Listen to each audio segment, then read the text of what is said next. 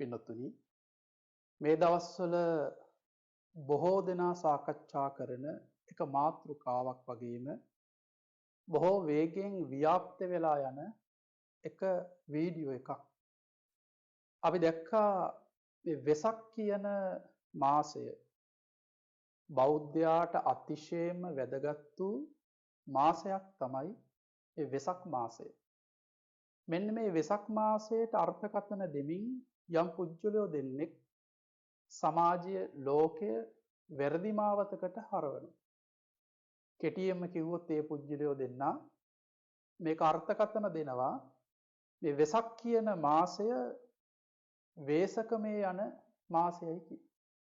බලන්න මේ වචන අල්ලගෙන වැරදි අර්ථකථන දෙන මේ පුජ්‍යලයන්ට ලැබෙන විපාක පොඩි විපාක එහෙම නෙමෙයි.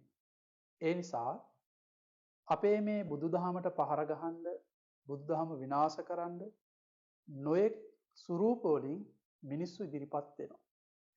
ඒවට අභියෝග කරමින් අපේ ස්වාමින් වහන්සේලා කරුණු පැහැදිලි කරනවා.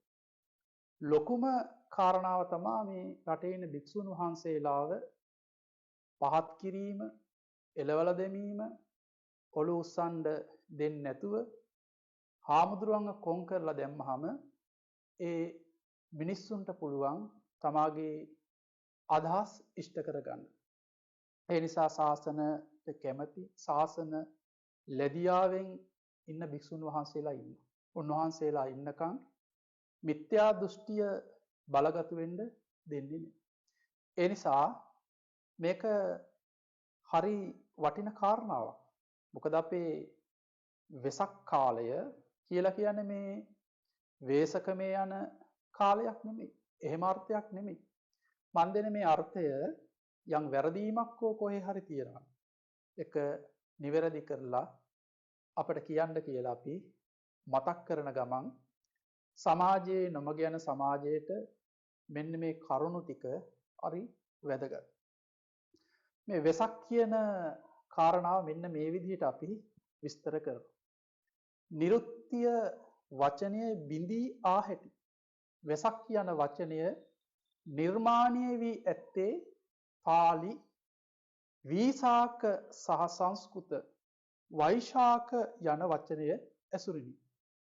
පුරාණ ඉන්දියානු දින දර්ශනයට අනුව වසරේ දෙවන මාසය වෛශාඛ පුන්නමි හෙවත් පෝය ලෙස හැඳින්වේ. මෙන්න මේ විදිහට අර්ථකථනයක් දෙනවා.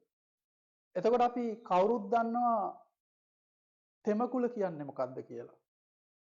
ඒක තමයි බුදුරජාණන් වහන්සේ සාර අසංකේය කල්පලක්ෂයක් පෙරම් පුරලා උන්වහන්සේ සිද්ධාර්ථ නමින් පහළ වෙනවා. ඉපදෙනවා. මේක එකක්. ඊළඟ බුදුරජාණන් වහන්සේ බුද්ධත්වයට පත් වෙනවා. ඒක තව එකක්. ඒ වගේම පිරිණිවි යනවා.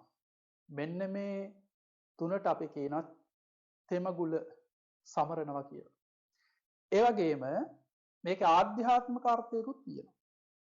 ආධ්‍යාත්මික අර්ථය තමයි ප්‍රඥාව ආලෝකය. මේ සත්‍යෝ ඉන්නේ අඳුරේ.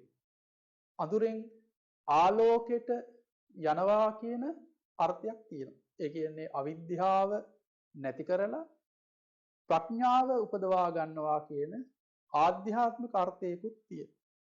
ඒ වගේම බුදුදහමට අනුව මේ වෙසක් මාසයේ කොටස් දෙකකට බෙදෙනවා. එකක් ආමිස පූජාව, අනික ප්‍රතිපත්ති පූජාව. අපි කූඩු හදනවා, විවිධ ලයිට් දානවා. ඒ එදා ඉඳන් පැවතුණු දේවල්.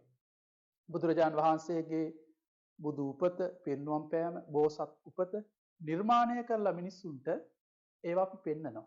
ඒවා ආමිස ගණයට වැටෙනවා. හැබැයි ඒවත් කරන්න ඕනේ මෛත්‍රී කරුණාව පෙරදැඩි කරගෙන අපේ මේ රටේ තිබ සංස්කෘතියක් මේක. ඒක ඒවා වෙනස් කරන්න බෑ එහෙම. ඒ වගේම එකාර්ථයක් අපි කිව්වා ආමිසය, අනිත් එක ප්‍රතිපත්තිය. සීල සමාධි ප්‍රඥා මේකේ වැඩියෙන් උනන්දු කරවන්නේ භාවනා විදර්ශනා භාවනා. එතකොට කොටස් දෙක ආමිෂය සහ ප්‍රතිපත්ති. ඒ වගේම මානව හිතවාදී අර්ථයකුත් තියෙනවා. මේ වෙසක් දිනය ලෝකයට දෙන ලොකුම පණිවිඩය වන්නේ අහිංසාව සහ මෛත්‍රිය. සියලුම සත්වයෝ කෙරෙහි කරුණාව දැක්වීම, ලෝක සාමය උදෙසා කැපවීම යන වචන තුලින් උතුම් මිනිසත් බව කැබ්බෙලා තියෙනවා. ඒ නිසා මේ වෙසක් කියන කාරණාව අතිශයින්ම බෞද්ධයන්ට වටින කාරණාවක්. එක එක්කෙනා එක එක අර්ථකථන දීලා නොමග යවන බුදුදහමට පහර ගහන බොහෝ පිරිස ඉන්නවා. අන්න ඒ නිසා අපි මේක මතක් කරේ. මේකෙත් යම් අඩුපාඩුවක් ඌනතාවයක් තියෙනවා නම් ඒක මහා සංඝ රත්නය හෝ යම් දැනුම් සම්භාරයක් ඇති කවුරු හරි ඉන්නවා නම් ඒ අඩුපාඩුව හදලා දෙන්න කියලා අපි කාරුණික මතක් කරනවා. විශේෂයෙන් මේ ගානට හරි මේ විදිහට හරි අර්ථකථනයක් දීලා මෙන්න මේ වෙසක් කියන එකේ සැබෑ අර්ථය මෙන්න මේ වගේ එකක් කියන මේ න්‍යාය මම ඉදිරිපත් කරේ සමාජයේ පුරාවට වෙනම අර්ථකථනයක් කියනවා. ඒ නිසා ඒක තරුණ දරුවෝ මේක වැළඳ ගත්තොත් ඔක පුරුද්දකට කියන්න පටන් ගන්නවා න වෙසක් කාලය එනකොට මේ වේසක මේ යන කාලයයි කියලා මිනිස්සු පව් පුරව ගන්නවා බුදුරජාණන් වහන්සේගේ සිද්ධාර්ථ මහා බෝසතාණන් වහන්සේගේ උපත ඒ වගේම බුදු වීම පිරිනුවම් පෑම කියන මේ උතුම් මංගල කරුණු තියෙන රටක සමරන්න තියෙන අනුගමනය කරන්න තියෙන මේ රටේ ලෞතර බුදුරජාණන් වහන්සේගේ නාමය ගාවගෙන මිනිස්සු පව් පුරවගෙන අපාගත වෙනවා. අන්න ඒ නිසා කාරුණිකව අපේ මතක් කර කරුණු ටික ඔබ අවබෝධ කරගන්න මෙවැනි අර්ථකථන වලට ඔබ මිනිස්සුන්ගේ රැවටෙන්න එපා. සියලු දෙනාට සම්මා සම්බුදු සරණයි.